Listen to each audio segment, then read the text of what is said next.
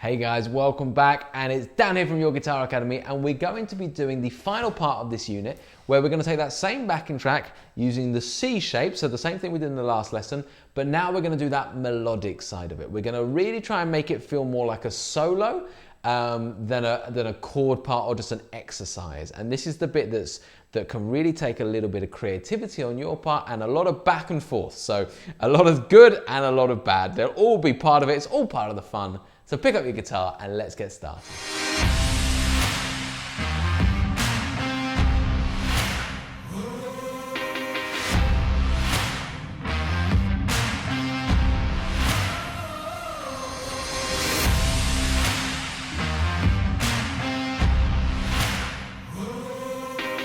Alright then guys, so if you're just tuning into this course, then don't forget that you can head on over to the website to find all the write-ups for this entire course. That's tab, fretboard diagrams, and everything you need to really get this together. Also, if you're enjoying the lessons, please do like and subscribe to the channel, as well as leave us a comment. We love to hear how you're getting on, and if you've got any questions, we'll make sure to answer them.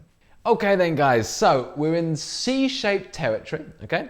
And we're going to be starting on the C, of course, and rolling through our backing track. But now we're really trying to just pin down that idea of just finding the position using the chord shape, but not actually playing the chord. So when I go to, for example, the G after the C, you might see me do that for a brief second, but then I'm going to play a note. I'm going to choose a note. I'm going to make it more like a lead approach. So use the box, the C-shaped box, to find the correct position using the root note there, and then start going from there. So again, I'm just going to kind of show you by example here. I'm just going to, I'm going to do some good stuff, some not so good stuff, and you're going to see how it kind of pans out in a practice session. And before you know it, you'll have started absorbing loads of these ideas. Remember that there's a lot of just repertoire in here. There's a lot of my just rambling that I've just absorbed over the years. So for you guys, it might sound very, very different. But as long as fundamentally you're in the right place, you can find and play the pentatonic, the full scale, and the arpeggio on top of the chord, of course, then you're going to be going in the right direction with this stuff. So let's get that backing track on. And I'd say wish me luck. Let's just see how we do, shall we? I'm going to try and make something really, really nice. I'm going to add a little bit of gain here as well, just to try something. 2, 3, 4. Pentatonic. Full scale. Let's do a little bit of an arpeggio.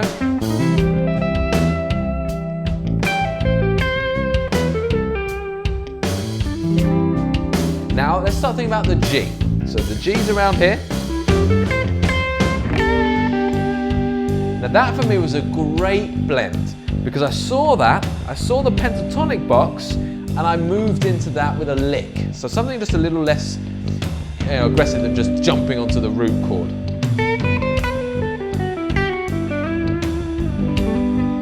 So now we're going to start thinking about the D major. So think about D.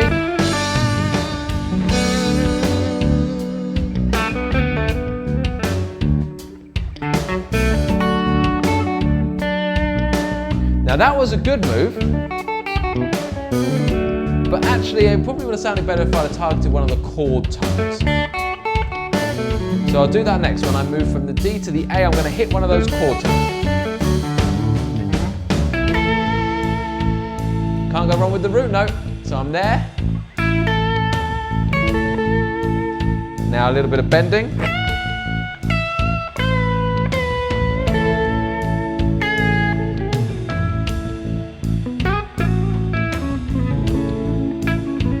And now I'm going to go from the A to the E. Chord tone again. Now let's step it up.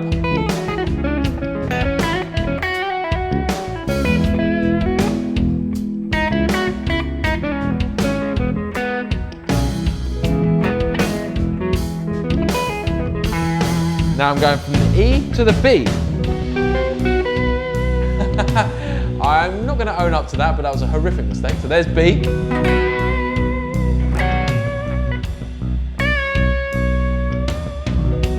Pentatonic. Practice sessions. then from the B to the F sharp.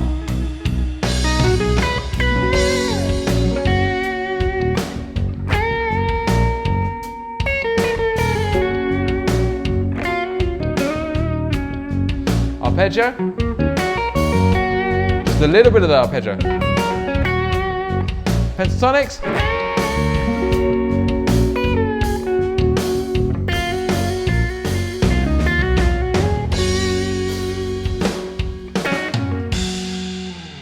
And there we have it. So, the game goes off. So, again there, I made some nice moves, and I distinctly remember one of the moves that I made going from the C to the G. I went from there to... Now that for me, I'm gonna remember that, because I remember there, okay, I went from, I fundamentally landed on the root of G, but I preempted it with a little, and that just sounded great. So going from the C,